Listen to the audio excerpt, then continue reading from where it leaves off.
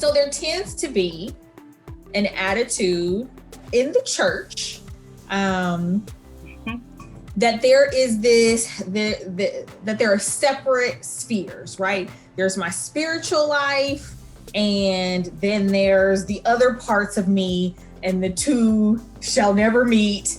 And that if I am even considering, professional help or working on, the emotional, mental health part of my life, that somehow that might be in conflict with, or somehow demonstrate that my faith is weak, right? This big, just noticed the tendency for folks to, put these two things in separate boxes, and that they somehow cannot be intertwined. So what you just began to share, I think, touched on that. Would you mind going into a little bit more detail about, like, how do you see, our faith and our ability to care for the realities of our mental, emotional trauma issues kind of being compatible or not? Sure.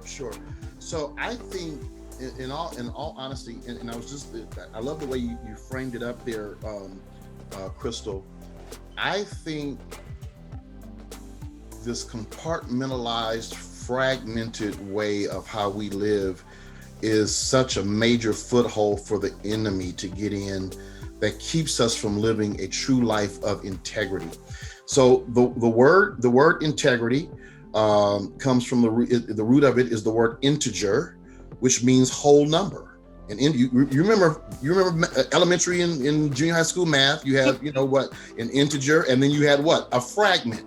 Integer, whole number, fragment. So integration means to bring everything together in an integrated fashion: mind, body, soul, spirit, all of this working in alignment to live out the life that God has called us to live. And so when we fragment this, and when we compartmentalize this, and this is my spiritual life, and this is my mental health life over here, emotional life, and I won't bring that side, the emotional health life, under the lordship. So don't you see it? Everything should be up under the lordship of Jesus Christ. And so when we try to keep the 2 and 3 and 4 and 5 things separate, then we're not truly harmonizing our lives and integrating our lives under the lordship of Jesus Christ. And let me just, kind of capture it with this. The great commandment is what? That we are to love God with what? Our whole hearts, our whole bodies, and our whole minds, right?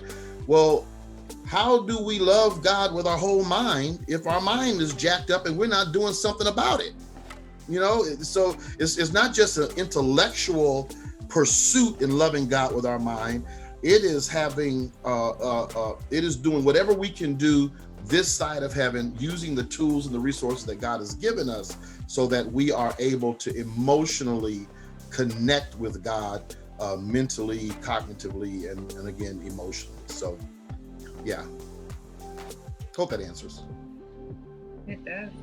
I think you touched on it earlier when you shared about the relationship with you and your father and how that impacted you.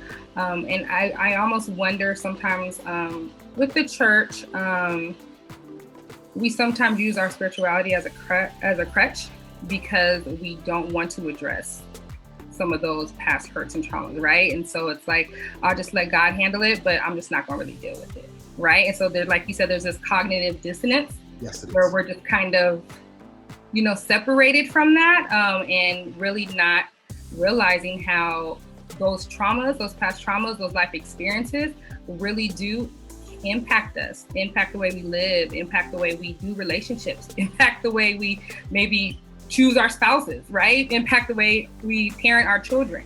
And so there's kind of these adverse impacts that people aren't really realizing.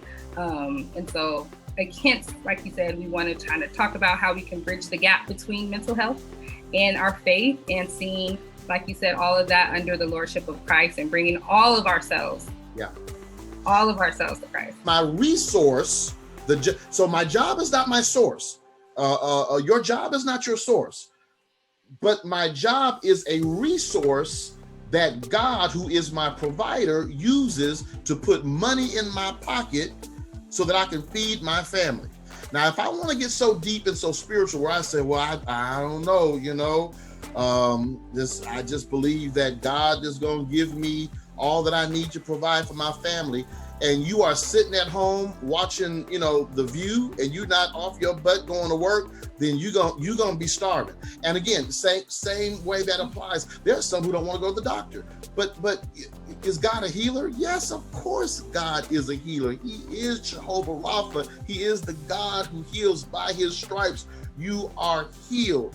But I better go see the people that God has put in place with knowledge and with skill and with tools and with